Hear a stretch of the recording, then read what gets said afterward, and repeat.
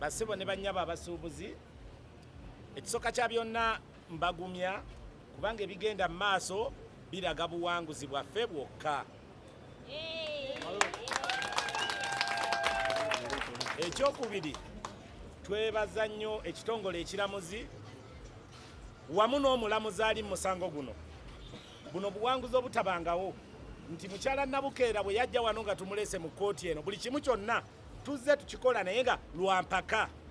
Yagamba temulintwala mu kkooti tumututte, ekyo mukikubira engalo. Yagamba temulinsiba, twamusiba, ekyo nakyo. Kati essaawa n'agamba taliteekebwako kyajezi, essaawa zino ali ku difensi, ali mu kutagala, ekyo nakyo mukikubira engalo.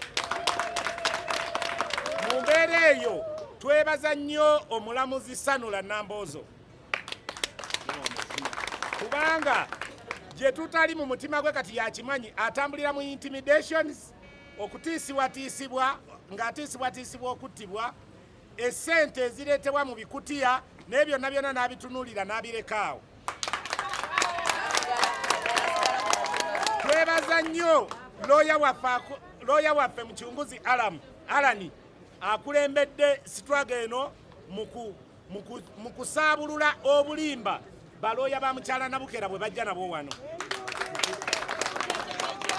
Buno obuwanguzi bwe tutuukako basuubuzi ba Uganda bonna be babutuukako, bino si byange wabula basuubuzi ba Uganda bonna be bafuna obuwanguzi buno.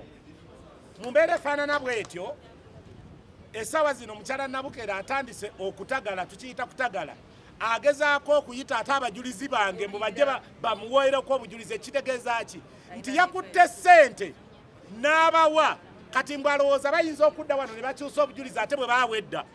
So nkubira bannayuganda bonna omulanga n'abali mu buvunaanyizibwa mu kitongole ekiramuzi nti kano ke kaseera judiciary eteereddwa ku minzaani okubeera ku bituufu n'okuweebwa enguzi biki by'otwala. Mu bumpimpi ekitongole ekiramuzi kigenda kutambula n'abantu abatambulira ku bituufu. Mbasaba mubeebaze nga tubakubira engalo nti abantu bano ababbi, abanyaguluzi, bannanfuusi tebayinza kufuna buwanguzi ng'ate ffe tuli ku kituufu. Kya bulijjo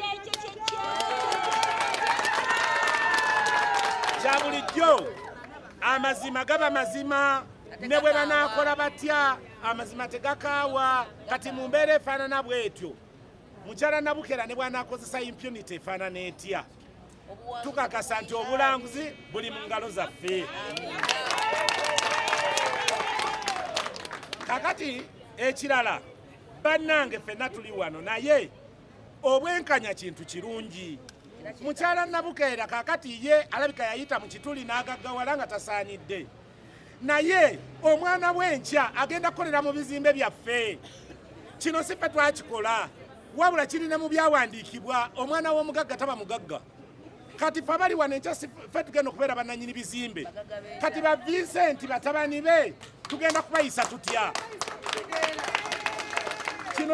Kino koti kyeri mu kukola, naffe kye tuli mu kukola. Mukyala Nabukeera yalina okukyagala kubanga essaawa yonna abatabani be bagenda kubeera bapangisa abaffe, naffe tujja bayisa bulungi ng'amateeka gatambudde bulungi. Amanya agange nze Kimani Maureen Nakirya, Secretary wa New Generation Traders Association mu ggwanga Uganda. Buno buwanguzi eri abasuubuzi bonna. Omukyala Nabukeera kye njagala amanya ate nga nzize nga nkimugamba nti bwazza omusango oba oguzizza nga ggwe, so toba toguzizza n'abalala bonna. Okugula balooya ne bw'anaagula balooya n'abamalayo tekitegeeza nti bw'ogula balooya oba owangudde omusango. Omusango oba waguzza. Guno omusango Nabukeera, mukyala Nabukeera yaguzza ne mutabani we Vincent. Kati bino byasika ebisu byalowooza nti yali amanyize okugula balooya banaamuwolereza. Balooya baliwo okulya ssente, era nze Kabega ne gurupu ye sibaginenya ssente muzirye nga muze muzirya, naye ng'obuwanguzi buli ku sayidi yaffe. Ekyo mwagale mugaana, kino kirabwa n'ayonka. Olaba tutuuse kwena embeera nti kati ruling egenda kukolebwa. Atandise n'okusika ebisubi kuba atandise okugulirira abajulizi abaffe.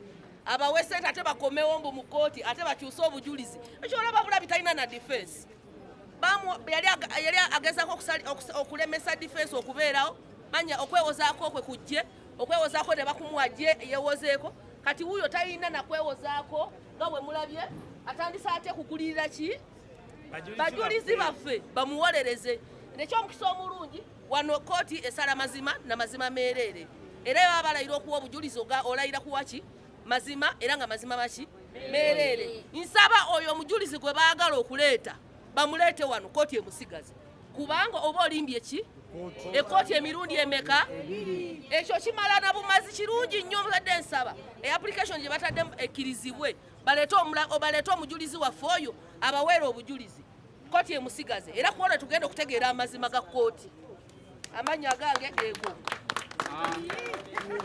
yenze Regaba Moses njogera Utea era chairman Katukaza Nations Dealers Association Uganda Limited tuli wano ku lw'abasuubuzi basebo ne banyabo tukakasa bulungi nnyo nti emmotoka bwegwa mu kinnya n'etagala ogirabirawo ne bw'oba oyimiridde eri olengera nti etagadde ku ssaawa eno basebo ne banyabo abasuubuzi b'eggwanga Uganda temuzanyisa kye bayita ssente omugagga ono mukyala Nabukeera akutte ssente azikubye mu famire ya mwami Kabanda kati atandise no batagulira ddala okutuukira ddala n'ewaka mu nnyumba ku ssaawa eno omuntu gw'ayagala okuleeta yaddira ddala ku mwami Kabanda ku ssaawa eno tulabira ddala nga ssente efuuse ekizibu era nga ssente ye sitaani yennyini katulaba nga sitaani ayingidde ne mu nnyumba mu kika mu famire ne mu musaayi mwennyini so nno ffe tugamba omulamuzi yimirira ku magulu go tukwebaza maama nga bwe wayimiridde tugamba nti obuwanguzi bwaffe okufana obutanyagwa omugagga ali omu tulwanira emiliyoni ne miliyoni z'abantu wansi eyo tugamba nti okufana obutanyagwa omusango guno guli mu ttaanu zaffe era omulamuzi ono nga tumwebaza twagala omukyalo ono n'omwana we tubalabeko nga balinnya ebbaasi wano nga bagenda eruzira kulwa Katonda n'ensi yange amanya Kizito Kenneth Council of Uganda kirungi nnyo obuwanguzi abasuubuzi bwe tugenda okutuukako lwa nsonga balandiroodi bano baludde ebbanga tebakwatibwako omwana omuwejjera anoonya akasente ke ave ku street ayingire edduuka naye omugagga talimuwa kitiibwa edduuka ebaliryeetaaga wayagalira wamugobera naye kirungi nnyo engalo njagala tuziddiza omulamuzi Sanyula Nambooze agenda okulaga obwenkanya eri abasuubuzi kubanga tuludde nga tubonaabona nga teri akwata ku balandiroodi landiroodi wayagala wakufulumiza wakwongereza n'osasula ne byotamanyi naye kooti eno tugituteeseeko n'eriiso George tulabe nti at least naffe tufuna obwenkanya bamufuna mpola kuba edduuka odiyimirizawo si kyangu tutunda byaffe naye oli najja olw'okuba amufunyemu obutakanya oba oli alyagala oba afunye amuwaamu ssente zisinga ku z'osasula n'oviiramu awo naye twebaza Katonda nti Eva abeera mabega g'oyo gwe banyigiriza essaawa ya leero omugagga wadde atunyigiriza naye tugenda kuwangula.